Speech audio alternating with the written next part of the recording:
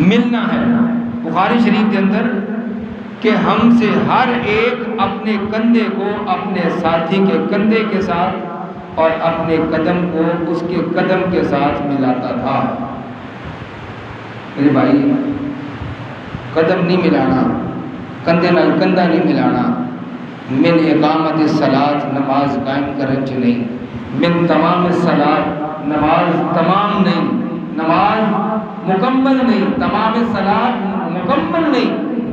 میرے بھائی، اللہ نے کہا اقیموا الصلاۃ، نماز قائم کرو۔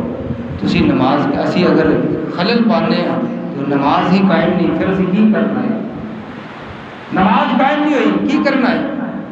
نماز ہی قائم نہ ہوئی، ٹائم بھی کٹیا، سب کچھ کیتا، اس کے باوجود نماز قائم نہیں ہوئی، صرف کی کہ اپنی انا اور ضد کی خاطر کہ امام، میرے بھائی میں پھر دہرا دینا، امام اتنی دیر تک امام نہیں بنتا جتنی دیر تک اپنے نبی کے پیچھے نہیں چلتا،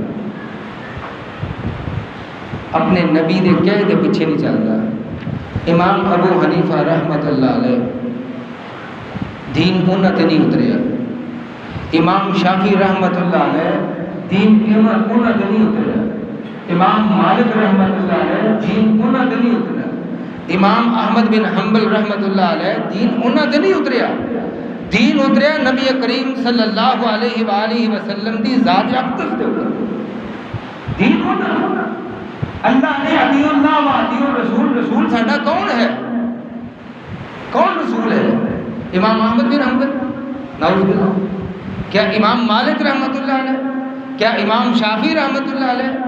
کیا امام ابو حنیفہ رحمت اللہ علیہ سارے رسول؟ ساڈے تے اطاعت کرن دا حکم کس دا ہے؟ عجیب بات ہے۔ اگر کوئی بندہ کہے یار اللہ تو اس کے رسول دی بات نہیں جی، میں نہیں بنتی، کیوں نہیں بنتی یار؟ امام صاحب نے اللہ کے بندے وہ تینوں امام دی بات کر ہی نہیں رہے، تینوں وہ امام دے امام دی بات کر رہے ہیں، جڑا امام الانبیاء بھی ہے وہ دی بات کر رہے ہیں، خاتم الانبیاء بھی ہے اس دی بات کر رہے ہیں، تو امام نو لے کے بیٹھے ہیں۔ مطلب کہ ساڈے دل کے اندر امام دا مقام بڑا ہے، نبی کریم صلی اللہ علیہ وآلہ وسلم کا مقام کم ہے۔